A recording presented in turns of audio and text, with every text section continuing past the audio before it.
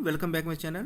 देखिए UP triple S C JE का जो 4612 का एग्ज़ाम होने वाला है 3 मई को, ये हर रोज़ कोई ना कोई चर्चा में रहता ही है। अभी आज देखिए 30 अप्रैल है और 30 अप्रैल को एक नोटिस अभी वायरल हो रहा है जिसमें ये बताया जा रहा है जो बीटेक वाले ने फिर से जो है सो केस कर दिया है जेई के वैकेंसी पे। और ये इस बार जो किया है सो ये आपका सुप्रीम कोर्ट में जा कर के केस किया है। इससे पहले जो भी केस किया था वो लखनऊ कोर्ट में किया था, स्टेट कोर्ट में किया था, लेकिन उसमें केस करने के बाद भी जो हाई कोर्ट है उसने केस उसको रिजेक्ट कर दिया गया था क्योंकि आप इसके रिगार्डिंग मैंने वीडियो पहले बना दिया था, उसमें पूरा एक्सप्लेन कर दिया था। तो ये जो कोर्ट का जो मामला था ना ये पूरे तरह से कैंसिल हो गया था, जो कोर्ट का कोई इशू रहा नहीं है।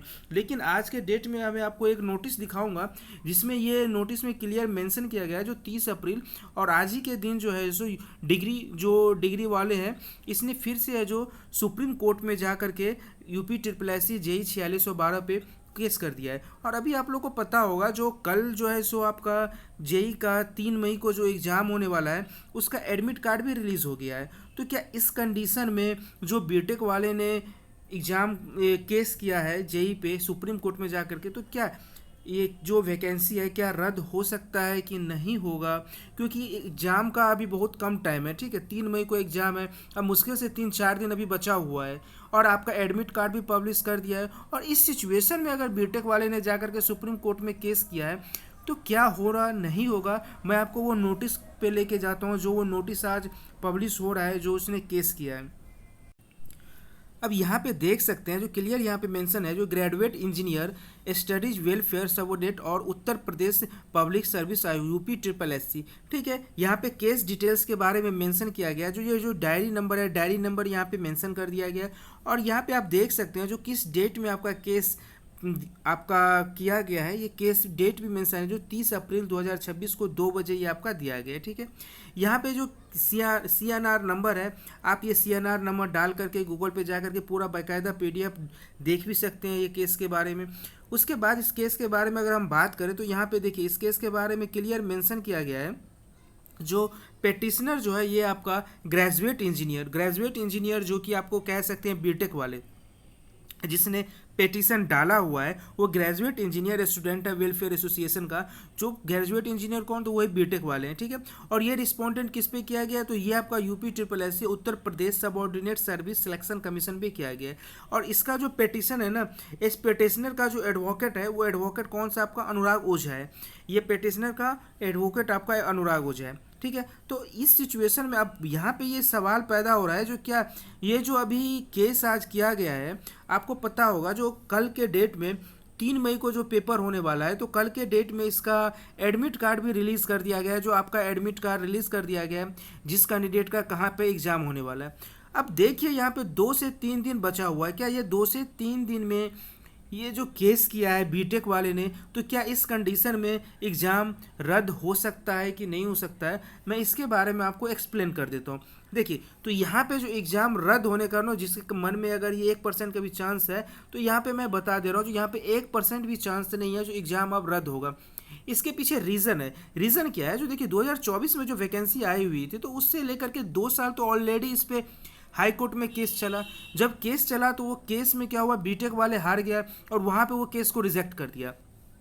उसके बाद आयोग ने क्या हुआ था, आयोग ने फिर से एग्जाम डेट डिक्लेयर किया जो 3 मई को एग्जाम होने वाला है, तो वहाँ तक तो ठीक था। उसके बाद जो ही वो फॉर्म फिल का मेंस का फॉर्म फिल का लिंक एक्टिवेट हुआ तो इसने 7 अप्रैल को फिर से बीटेक वालों ने जाकर के कोर्ट केस कर दिया। जब कोर्ट केस किया तो इसका 3 से लेकर के 4 बार अभी अप्रैल में ही हायरिंग हुआ था। तो वो जो हायरिंग हुआ था ना उसमें बीटेक वाले का एक भी कैंडिडेट अवेलेबल ही नहीं हुआ। तो वहाँ पे जो हाई कोर्ट ने क्या किया था, उसको टाइम दिया, 2 दिन 3 दिन टाइम दिया जो आप आकर के जो आपने केस किया है तो इसका सुनवाई कीजिए। लेकिन ये जो बीटेक वाले हैं ना, इसके तो मंद बुद्धि के लोग हैं, इसको कुछ समझ में नहीं आता है कि जब एक बार इसने रिजेक्ट कर दिया तो इसको फिर से नहीं करना चाहिए केस। तो इसने फिर से उसमें अगर केस किया भी तो आप जा करके वहाँ पे कोर्ट में प्रेजेंट हुई ना, तो वहाँ पे प्रेजेंट भी नहीं हुआ। तो इस सिचुएशन में क्या हुआ, उसका वो केस वहाँ से रिजेक्ट कर दिया, ठीक है। तो वहाँ से जो कोर्ट केस का सिलसिला हो रहा है वहाँ से तो ये ख़त्म ही हो गया।